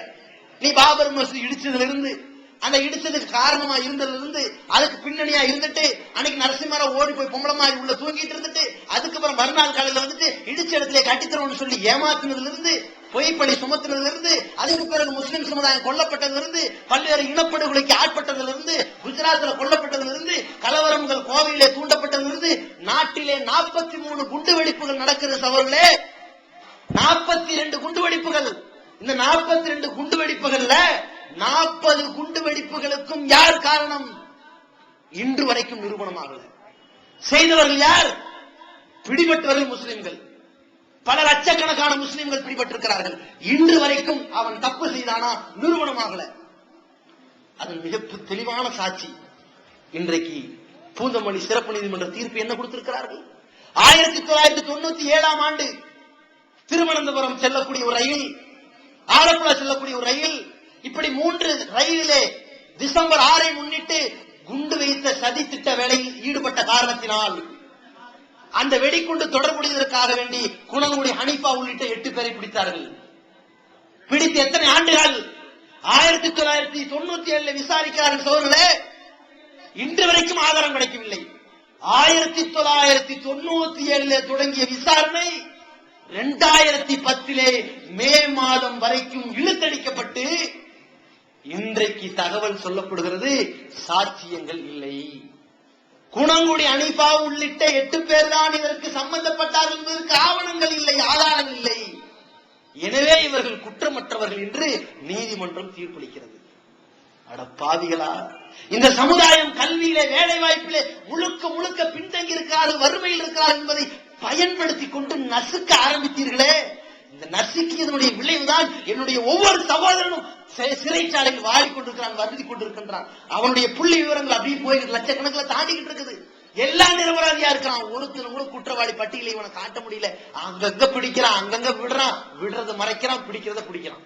போட்டோல பத்திரிகை துறை இவ்வளவு செஞ்சுக்கிட்டு இருக்கானே, இந்த சென்சார் டிபார்ட்மெண்டை பயன்படுத்தி இந்த பத்திரிகை துறைகளில் முஸ்லிம்களை தீவிரவாதிகளாக சித்தரிக்கின்ற வேலையை நசுக்கக்கூடிய பணி யார் செய்யணும்? சென்சார் டிபார்ட்மெண்ட் செய்யணும். ஏன் செய்யல தெரியுமா? அந்த சென்சார் டிபார்ட்மெண்ட்ல முஸ்லீம் இல்லாதான் செய்ய முடியல. அது போகணுமா இல்லையா? அப்ப இந்த நாட்டில் இருக்கிற அனைத்து துறைகளிலும் நம்ம இடம் பதிச்சாதான் நமக்கு மிக தெளிவான சுதந்திரம் கிடைக்கும். அப்படிப்பட்ட வேலையில் நம்ம களமிறங்கணும். அதற்கான மிகப்பெரிய அடிப்படை அஸ்திவாரமே இந்த மாநாடு.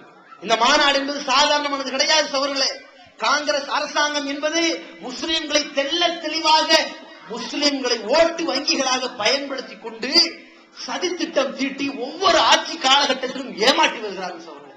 நம்ம நினைச்சுக்கிட்டு இருக்கிறோம் காங்கிரஸ் ஏதோ செய்யுது, பிஜேபி போராட்டி பரவாயில்ல காங்கிரஸ் வந்துட்டோம், இல்லாட்டி பிஜேபி வந்துடும் பயந்துகிட்டு இருக்கிறோம். ஆனால் பாபர் மசூதி இடிக்கப்படுவதற்கு காரணமா இருந்துச்சு காங்கிரஸ், அதற்கு பிறகு பிஜேபி வந்துச்சு. ஆனா பாபர் மசூதி இழக்கப்படல, கோயில் கட்டப்படுறதுக்கான வேலை தொடங்குச்சு. ஆனா என்ன முடியல, உள்ள போந்து பூஜை செய்ய முடியல. மீண்டும் காங்கிரஸ் வந்துச்சு, எல்லாமே நடக்க ஆரம்பிச்சது. ஆனால் இந்த காங்கிரஸ் அரசாங்கத்தை பொறுத்த மாட்டிலே முழுக்க முழுக்க முஸ்லிம்களை தொடர் விரோத போக்கை தொடர்ச்சியாக கையாண்டு கொண்டிருக்கிறார்கள். பள்ளிவாசல் இடித்தார்கள், ஆங்காங்கே பல குண்டுவெடிப்புகள் நடந்தது, முஸ்லிம்கள் பிடிபடுகிறார்கள். தீவிரவாதத்தை ஒடுக்குவோம் நறுக்குவோம் என்று மிரட்டி கொண்டு முஸ்லிம்கள் மீது தடாப்புடா வழக்குகளை எல்லாம் போட்டு ஏமாற்றி சதித்திட்டம் தீட்டி தீவிரவாதிகளை வெளியே விட்டுவிட்டு நிரபராதிகளை உள்ளே நசுக்கின்ற வேலைகளை தொடங்குகிறார்கள். இடஒதுக்கீடு தருகிறோம் என்று சொன்னார்கள், கடந்த ஆட்சி காலத்தில் சொன்னார்கள், சொன்ன வாக்குறுதியோடு மூடிவிட்டார்கள் வாயை. அதற்கு பிறகு என்ன நிலைமை? ஆட்காட்டி விரலை கொடுத்தால் அதே போடுகிறார்கள் ஒரு மை.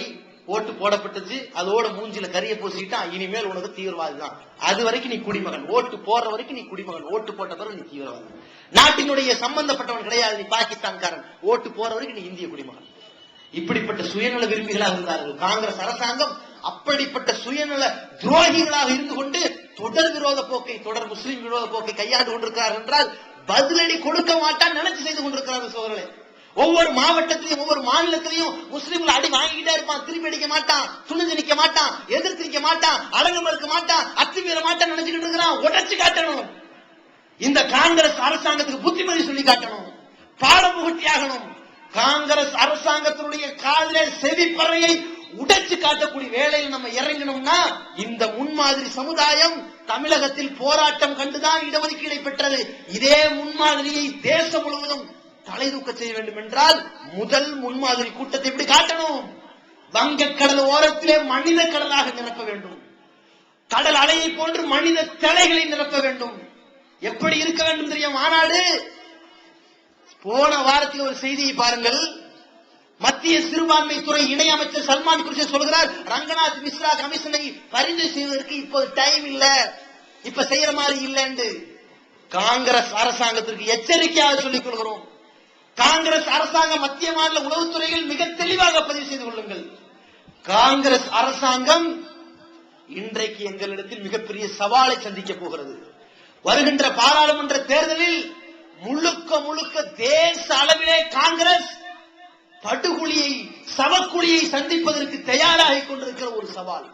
எப்பேற்பட்ட சவால்? என்னமோ ரங்கநாத் மிஸ்ரா கமிஷன் அறிக்கையை பரிந்துரை செய்ய நாங்க கோரிக்கை வச்சுக்கிட்டே இருப்போம், கத்திக்கிட்டே இருப்போம், போராடிக்கிட்டு இருப்போம், அமல் செய்ய மாட்டேன்னு மிரட்டுகிறீர்களா? காலம் தாமதிக்கிறீர்களா? கேவலப்படுத்துகிறீர்களா? கவனக்குறைவோடு இருக்கிறீர்களா? தெலுங்கானாவை உண்டாக்கி விடுவோம். தெலுங்கானாவுடைய போராட்டத்தின் போது எப்படி மத்திய அரசாங்கம் முதலில் மிதப்பு மெத்தனமாக இருந்ததோ, மீண்டும் போராட்டம் கிளர்ச்சி வேற மாதிரி போனதற்கு பிறகு காங்கிரஸ் அரசாங்கம் தெலுங்கானா காலில் விழுந்ததோ, அதே சூழ்நிலையை சந்திக்க வைத்துவிட வேண்டாம் என்று எச்சரிக்கின்றோம். இந்த சவாலை விடக்கூடிய நேரத்தில் முஸ்லிம் சமுதாயத்துக்கு நாம் சொல்லிக் கொள்வது என்னவென்றால், நாம இந்த போராட்டம் நடத்துவது, மாநாடு நடத்துவது, பேரணி நடத்துவதெல்லாம் இந்தியாவிலே முஸ்லிம் என்று தன்னை பகிரங்கப்படுத்துகிற ஒவ்வொருவனுக்காகத்தான், அனைத்து தரப்பு முஸ்லிம்களுக்காகத்தான் நாங்கள் போராடுகிறோம். தௌஹீத் ஜமாத்துக்கு என்று தனியா போராடுறதல்ல, அப்படி இஸ்லாம் சொல்லவும் இல்லை. நபிகள் நாயகம் ஸல்லல்லாஹு அலைஹி வஸல்லம் அவர்களை பற்றி அல்லாஹ் தெள்ள தெளிவாக ஆராப் என்ற அத்தியாயத்தில் சொல்கின்றான். அல்லதீன யத்தபியூன ரசூலன் நபியல் உம்மிய. இந்த முகமது நபி எப்படிப்பட்டவர் தெரியுமா? இந்த முகமது நபியுடைய தோழர்கள் எப்படிப்பட்டவர் தெரியுமா? இந்த சஹாபாக்கள் எழுத படிக்க தெரியாத நபியாக ரசூலாக இருக்கின்ற இந்த முகமதை பின்பற்றுகிறார்கள். அந்த முகமது எப்படிப்பட்டவர் என்றால் மக்தூபன் இந்தவும் தௌராத் வல் இன்ஜீல், இந்த திருமறை குர்ஆனிலே முகமது நபியை பற்றி சொல்வதற்கு முன்னாடியே தௌராத்தில் சொல்லப்பட்டிருக்கிறது, தோராவிலே சொல்லப்பட்டிருக்கிறது, பைபிள் இன்ஜீலிலே சொல்லப்பட்டிருக்கிறது. என்னவென்று சொல்லப்பட்டிருக்கிறது? நன்மை ஏவுவார், தீமையை தடுப்பார். வயலோ அணுகும் இஸ்ரகும், பாதிக்கப்பட்ட மக்களை எல்லாம் அவருடைய கஷ்டத்தை நீக்குவார். பாதிக்கப்பட்ட மக்கள் என்று பார்ப்பாரே தவிர இவன் நம்முடைய கொள்கை சாதவனான் பார்க்க மாட்டான். அகலாலத்தி காணத்த அலையின், பாதிக்கப்பட்ட மக்களுடைய சிறை விலங்குகள் எல்லாம் உடைத்தெறிவார். இந்த பாதிக்கப்பட்ட மக்கள்னு பார்ப்பார்களே தவிர கொள்கையை பார்க்க மாட்டார்கள்.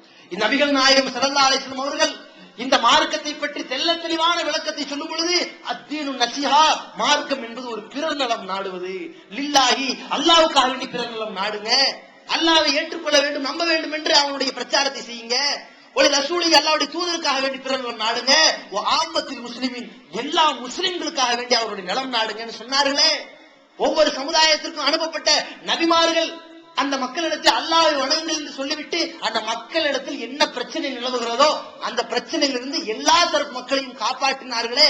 அந்த வேலையை செய்யக்கூடிய மூசா அலைஹிஸ்ஸலாம் அவர்களை பனு இஸ்ரவேலர்கள் இஸ்லாத்தை ஏற்றுக்கொண்டார்களோ இல்லையோ, ஆனால் பனு இஸ்ரவேலர்கள் ஃபிரௌனுடைய பிடியிலிருந்து மீட்கப்பட வேண்டும், காக்கப்பட வேண்டும், சுதந்திரம் பெறப்பட வேண்டும். அவர்கள் ஆண்கள் எல்லாம் கொலை செய்யப்பட்டு பெண்கள் எல்லாம் வாழவிடப்படுகின்ற இந்த கொத்தடிப்பை நீக்கப்பட வேண்டும், அந்த விலங்கை உடைத்தெறிய வேண்டும் என்பதற்காக வேண்டி அனைத்து தரப்பு பனு இஸ்ரவேலர்களுக்காக வேண்டி போராடினார்கள். ஆது கூட்டத்தாருக்கு அனுப்பப்பட்ட ஹூத் அலைஹிஸ்ஸலாம் ஒரு நபி, அந்த ஆது கூட்டத்தாரை பார்த்து பிரச்சாரம் செய்கிறார்கள். யாருக்காக செய்கிறார்கள்? பாதிக்கப்பட்ட ஒவ்வொரு சாமானியனுக்காக வேண்டி செய்கிறார்கள். பாதிக்கப்பட்டவன் முஸ்லீமா காபிரான் பார்க்கவே கிடையாது. அதே அடிப்படை தான் இந்த நாட்டிலே லப்பைகளாக தக்கணிகளாக என்னென்ன வகையறார்களாக பேர் இருக்கிறோமோ, முஸ்லீமாக நாம் இருக்கிறோமா? முஸ்லீமாக சமுதாயத்தில் அங்கீகாரம் பெற்றிருக்கிறோமா? முஸ்லீம் சமுதாயத்திற்காகத்தான், ஒடுக்கப்பட்ட சமுதாயத்திற்காக வேண்டித்தான், நசுக்கப்பட்ட சமுதாயத்திற்காக வேண்டித்தான், நல்ல நிலையில் இந்த சமுதாயம் வர வேண்டும் என்பதற்காக வேண்டிதான் இந்த மாநாடு.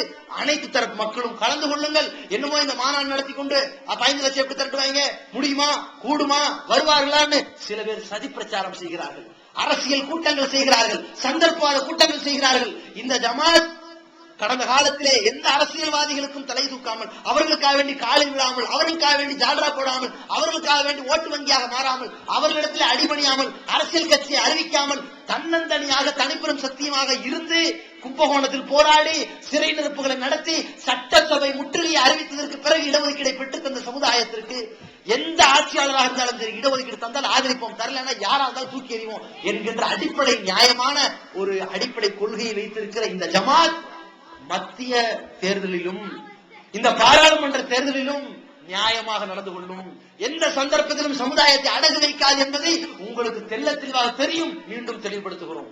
உங்களை காட்டி எதற்கு சவால் விடுவதற்கு இந்த காங்கிரஸ் அரசாங்கம் இனிமேல் வாழவா வீழவா முடிவு செய்து கொள்ளுங்கள் என்ற சவாலுக்கு தான் உங்களை கூப்பிடுகிறோமே தவிர, நம்முடைய சமுதாயம் நாளைக்கு ஒரு இடஒதுக்கீடு பெற்ற சமுதாயமாக காஷ்மீர்ல இருந்து கன்னியாகுமரி வரைக்கும் வாழுகின்ற ஒவ்வொரு முஸ்லிம் சகோதரன் மத்திய வேலை வாய்ப்புகளில், கல்வியிலே, மாநில கல்வி வேலை வாய்ப்புகளிலே நல்ல நிலை பெற்றவனாக வர வேண்டும் என்ற ஒரே கோரிக்கைக்காக வேண்டிதான் உங்களை கூப்பிடுகின்றோம். அல்லாஹ் வேண்டி திரளுவோம், ஓரணியில படையெடுப்போம். நம்ம கோரிக்கை ஒண்ணுதான், ஒடுக்கப்பட்ட சமுதாயம், நசுக்கப்பட்ட சமுதாயம், நமக்குள்ள 1008 கருத்து வேறுபாடுகளை கொள்கையில பேசி தீர்த்துக்குவோம், பிரச்சாரம் பண்ணிக்குவோம், வாதங்கள் புரிஞ்சுக்குவோம். ஆனால் நீங்களும் நானும் முஸ்லிம் தெல்ல தெளிவாக இருக்கின்றோம். அப்படி இருக்கும் பொழுது இந்த மாநாடு நமக்காக வேண்டி, நம்ம சமுதாயத்திற்காக வேண்டி, அங்கே நசுக்கப்படுகிற ஒவ்வொரு சகோதரனுக்காக வேண்டி, அங்கே கொளுத்தப்படுகிற சகோதரனுக்காக வேண்டி, எந்தவித காரணம் இல்லாமல் அப்பாவியாக சிறைபிடிக்கப்படுகிற சகோதரனுக்காக வேண்டி, வளைகுடாவிலே போய் நசுங்கி நாசமாய் கொண்டிருக்கிற பொருளாதார விளிம்பிலே அந்த பொருளாதார அற்ப ஆதாயத்திற்காக வேண்டி இளமையை எல்லாம் துளைத்து வனப்பான வாலிபத்தை இழந்திருக்கிற சகோதரனுக்காக வேண்டி நம்முடைய எதிர்கால சந்ததி சிறந்த சந்ததியாக மாறுவதற்காக வேண்டி இந்த மாநாட்டை நடத்துகிறோம். இந்த மாநாட்டுடைய பிரம்மாண்டத்தை கவனத்தில் கொண்டு நபிகள் நாயகம் ஸல்லல்லாஹு அலைஹி வஸல்லம் அவர்கள் சொன்னார்கள், வல்லாஹு ஃபி அவுனி அப்திஹி மா கானல் அப்து ஃபி அவுனி அஹி. ஒரு சகோதரனுக்கு, ஒரு முஸ்லிம் சகோதரனுக்கு உதவி செய்யும் காலமெல்லாம் அல்லாஹ் அவனுக்கு உதவி செய்து கொண்டிருக்கிறான். அப்பேற்பட்ட அல்லாஹ்வுடைய உதவியை பெறுவதற்காக வேண்டி அணிதிரள்வோம், பேரணி நடத்துவோம், பிரம்மாண்டமான பேரணியாக காட்டுவோம். இந்திய வரலாற்றிலே இது நாள் வரைக்கும் இந்திய நாடு சந்திக்காத ஒரு பேரணி தமிழ்நாடு தௌஹீத் ஜமாத் இந்த தேசிய இந்த மாநாட்டிற்காக வேண்டி சந்திக்கிற பேரணியாக இருக்க வேண்டும். இந்த மாநாடு, இந்த மாநாட்டு கூட்டம் வங்க கடலுக்கு நிகரான மனித தலைகளாக மனித கடலாக நிரப்ப வேண்டும். அனைவரும் அணிதிரண்டு வருவோம், சாதித்து காட்டுவோம் இன்ஷா அல்லாஹ். அஸ்ஸலாமு அலைக்கும் வரஹ்மத்துல்லாஹி வபரகாத்துஹு. தமிழ்நாடு தௌஹீத் ஜமாஅத்தின் ஆதரவற்றோர் இல்லம் இறைவனுக்கு செய்ய வேண்டிய கடமைகளுக்கு அடுத்தபடியாக பெற்றோரை பேணுவது பற்றி இஸ்லாம் அதிகமாக வலியுறுத்துகிறது. பெற்றோரை பேணாதவர்கள் மறுமையில் வெற்றி பெற முடியாது என்று இஸ்லாம் அறிவுறுத்துகிறது. ஆயினும் இஸ்லாத்தின் இந்த கட்டளையை சில முஸ்லிம்கள் அலட்சியம் செய்து பெற்றோரை வீட்டை விட்டு விரட்டுகின்றனர், பெற்றோரை பிச்சைக்காரர்களாக மாற்றுகின்றனர். இந்த அவல நிலைக்கு பரிகாரம் காணும் வகையில் முதியோர் ஆதரவு இல்லத்தை தமிழ்நாடு தௌஹீத் ஜமாஅத் நடத்துகிறது. தாயன்புடன் உணவு, உடை, மருத்துவம் உள்ளிட்ட 24 மணி நேரமும் செவிலியருடன் கூடிய பராமரிப்பு மற்றும் தனி ஆம்புலன்ஸ் வசதி இவை அனைத்தும் முற்றிலும் இலவசமாக செய்து தரப்படுகிறது. அனாதைகளை அரவணைப்பவரும் நானும் சொர்க்கத்தில் இணைந்திருப்போம் என்ற நபிகள் நாயகம் ஸல்லல்லாஹு அலைஹி வஸல்லம் அவர்களின் அமுத மொழியை ஏற்று அனாதைகளை அரவணைக்கும் இல்லமும் தமிழ்நாடு தௌஹீத் ஜமாஅத் நடத்தி வருகிறது. இப்பணியை தொடர்ந்து செய்திட உங்கள் நன்கொடைகளையும் ஜகாத்தையும் தாராளமாக வாரி வழங்குமாறு கேட்டுக்கொள்கிறோம். உங்களது நன்கொடைகளை டிடியாகவோ செக்காகவோ மணி ஆர்டராகவோ அனுப்பலாம். டிடி அனுப்புபவர்கள் தமிழ்நாடு தௌஹீத் ஜமாஅத் வங்கி கணக்கு எண் 7882748227 இந்தியன் வங்கி மண்ணடி கிளை என்ற பெயரில் எடுத்து அனுப்ப வேண்டிய முகவரி தமிழ்நாடு தௌஹீத் ஜமாஅத் மாநில தலைமையகம் 30 அரண்மனைக்காரன் தெரு மண்ணடி சென்னை 1. போன் 044252152226. Allah